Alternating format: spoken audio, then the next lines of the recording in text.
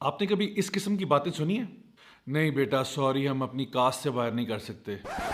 Actually ہم جٹ ہیں اور آپ بٹ ہیں نا، شادی نہیں ہو سکتی. ایکچولی وہ ابو نہیں مان رہے، وہ ایکچولی ہم راجے ہیں آپ خواجے ہیں، شادی نہیں ہو سکتی. اصل میں آپ لوگ بنگالی ہیں نا، ہم پاکستانی ہیں، شادی نہیں ہو سکتی. ایکچولی وہ آپ گجر ہیں اور ہم ارائی ہیں. You guessed it. I think اگر آپ لوگ ایک چھوٹا سا سروے کریں اور پورے پاکستان میں یہ پتہ کرائیں کہ اکثر شادیاں کیوں نہیں ہوتی، تو ان کے پیچھے ایک بہت بڑی وجہ یہ ہے کہ ہم لوگ یہ سمجھتے ہیں کہ اگر ہماری کاسٹ سے کوئی بندہ باہر ہے تو اس سے رشتہ بالکل بھی نہیں کیا جا سکتا. اب اس کے پیچھے کیا حکمتیں ہیں، آئیے دیکھتے ہیں.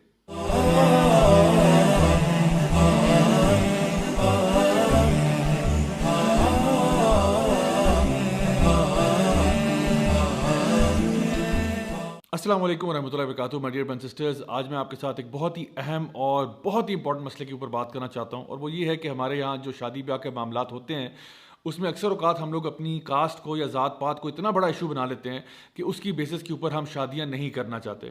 حالانکہ یہ بات جو ہے یہ قرآن مجید کے بالکل خلاف ہے. اللہ سبحانہ تعالیٰ قرآن مجید میں سورہ حجرات کی آیت نمبر 13 میں یہ بات واضح طور پر ارشاد فرماتے ہیں، یا ایھا الناس انا خلقناکم من ذکر و انثی وَجَعَلْنَاكُمْ شُعُوبًا وَقَبَائِلَ لِتَعَارَفُوا إِنَّ أَكْرَمَكُمْ عِنْدَ اللَّهِ يَتْقَاكُمْ إِنَّ اللَّهَ عَلِيمٌ خَبِيرٌ.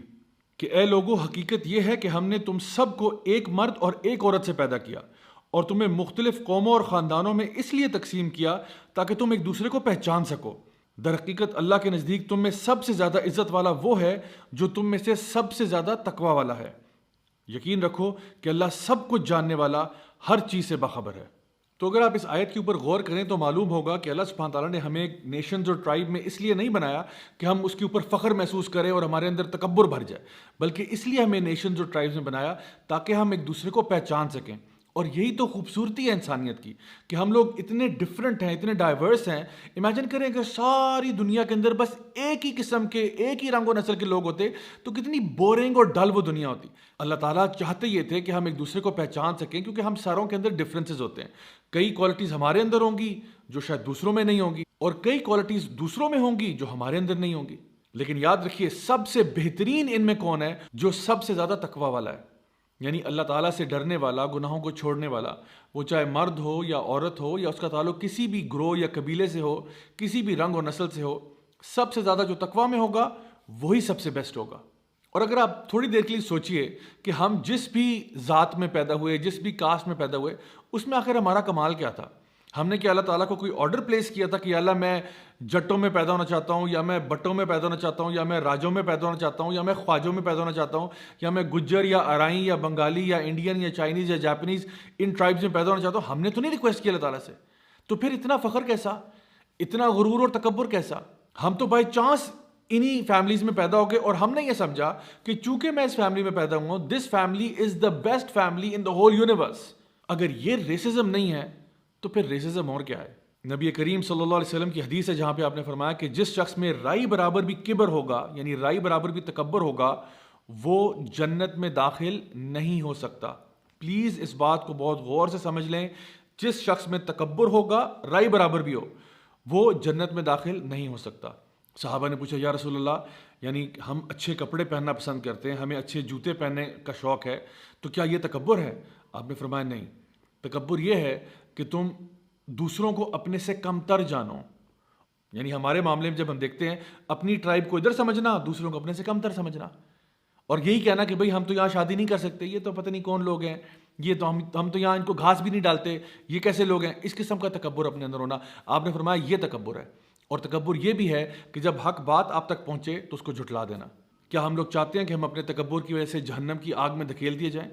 کیا ایسا تو نہیں ہے کہ ہمارے دلوں کے اندر تکبر بھرا ہوا ہے؟ اگر ہے تو آج ہی فیصلہ کریں کہ اس تکبر کی میل کو ہم اپنے دلوں سے صاف کر دیں گے. نبی کریم صلی اللہ علیہ وسلم کی حدیث ہے جو کہ صحیح بخاری اور صحیح مسلم دونوں میں پائی جاتی ہے، جہاں پہ آپ نے فرمایا کہ ایک عورت سے 4 وجوہات کی بنا پر شادی کی جا سکتی ہے. یعنی اس کا مال دیکھا جا سکتا ہے، اس کی خوبصورتی دیکھی جا سکتی ہے، اس کا حسب نسب دیکھا جا سکتا ہے اور اس کا دین بھی دیکھا جا سکتا ہے. لیکن آپ نے کہا کہ سب سے پہلے اس کا دین دیکھا کرو.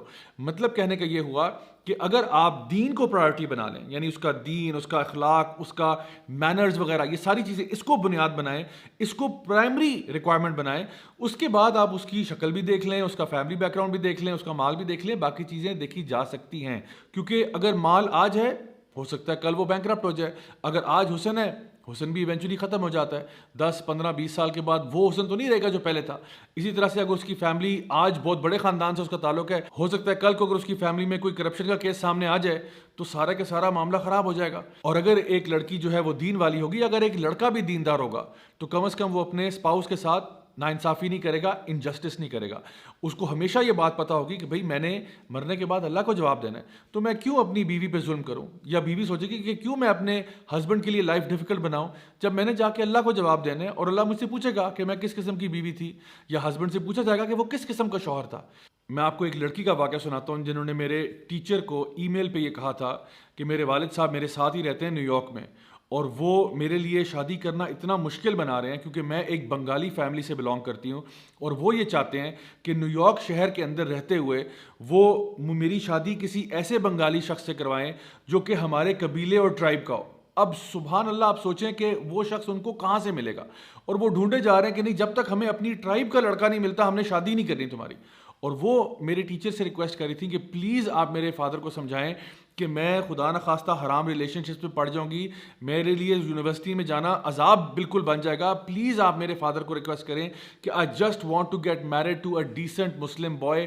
آئی ڈونٹ کیئر اس کی فیملی کیا ہے, آئی ڈونٹ کیئر اس کی رنگ نسل کیا ہے, بس وہ ایک اچھا پریکٹسنگ مسلمان لڑکا ہونا چاہیے. That's all I am interested in. تو کیوں ہم کبھی کبھار تل جاتے ہیں اپنے بچوں کے لیے لائف کو ڈیفیکلٹ بنانے کے لیے اور ان کو فتنے میں ڈالنے کے لیے. تو اب بجائے یہ کہ آپ اپنی کاسٹ کو لے کے بیٹھ جائیں کہ جی ہمیں جب تک اپنی کاسٹ کا شخص نہیں ملتا ہم شادی نہیں کریں گے, آپ یہ دیکھیے کہ کیا وہ اچھے لوگ ہیں, کیا وہ اچھے اخلاق والے ہیں, اچھے دیندار لوگ ہیں. اگر تو ہیں تو پھر کسی بھی ٹرائب میں کسی بھی کاسٹ میں شادی کی جا سکتی ہے. My dear brothers and sisters, I hope کہ آج کی اس چھوٹی سی ویڈیو سے آپ کو فائدہ ہوا ہوگا. پلیز اگر آپ کو میسج پسند آیا تو do share this with your family and friends and loved ones. شاید کسی کی خیر ہو جائے, شاید کسی کی بھلائی ہو جائے اس ویڈیو سے. انٹل نیکسٹ ٹائم, دس از می راجہ ضیاء الحق سائننگ آف. والسلام علیکم ورحمۃ اللہ وبرکاتہ.